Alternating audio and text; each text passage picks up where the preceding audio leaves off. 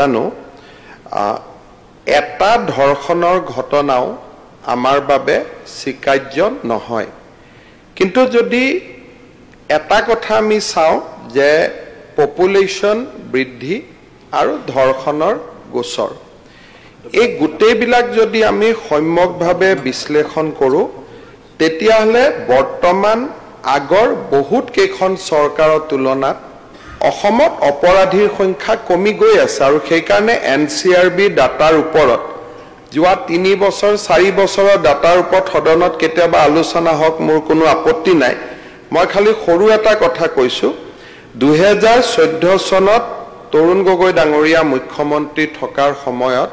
অসমত ধৰ্ষণৰ ঘটনা 1980টা হৈছিল শেষ বছৰটোত আৰু যোৱা বছৰত 989টা হৈছে এতিয়া মই কোনো তাত ক্ৰেডিট লব খোজা নাই কাৰণ 9 নাই কিন্তু এটা কথা আমাক বিধানসভাত 1024টা হৈছে বুলি তথ্য দি থৈছে আৰে উত্তৰ প্ৰশ্ন নহয় বিধানসভাত কিন্তু তথ্য দি থৈছে বেলেগে পৰিৱেশ কিয় নষ্ট কৰে অধ্যক্ষ মহোদয় আপুনি বহুত উত্তৰটো দিবলৈ কি আছে নাজানো তেখেতে কথা কৈ থাকোতে মই একবাৰ উঠা নাই চকীখন চেক কৰিব লাগে তাতে কি আছে তলত এটো মানে মই নাজানো ভাই আমি বিধানসভাত এটা মৰ্যাদাত কথা কওঁ ধৰি ললো 1000 হল মই মানি ললো যে ঠিক আছে 1040টা তথাপিতো অধ্যক্ষ মহোদয় 2014 চনৰ তুলনাত 1980 কৈতো কম হৈ আছে পপুলেশনো বাঢ়িছে কিন্তু এটা কথা ঠিক যে এটা অপৰাধীৰ সংখ্যাও আমাৰ কাৰণে গ্ৰহণযোগ্য নহয় গতিকে ৰেপৰ ক্ষেত্ৰত মই পিডব্লিউডি ৰাস্তাৰ লগত কম্পেয়াৰ নকৰো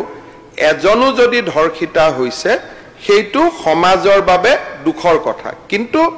যি ধৰণে ইয়াত ষ্টেটিষ্টিক্সটো দিয়া হৈছে তেনেকে নহয় যদি পৰিসংখ্যাৰ ওপৰত ডিবেট হয় তেতিয়ালে আপোনালোকেতো মোক মালা পিন্ধাব লাগিব যোৱা 2 বছৰত নেশনাল ক্ৰাইম ৰেকৰ্ড ব্যুৰোৰ যদি ইয়াত ডেটাৰ ওপৰত কেতিয়াবা আলোচনা হয় আৰু মোৰ কোনো আপত্তি নাই অহা সপ্তাহতো অহা কালিও এটা শৰ্ট মোশন দি দিয়ক যোৱা 3 বছৰৰ ডেটাটো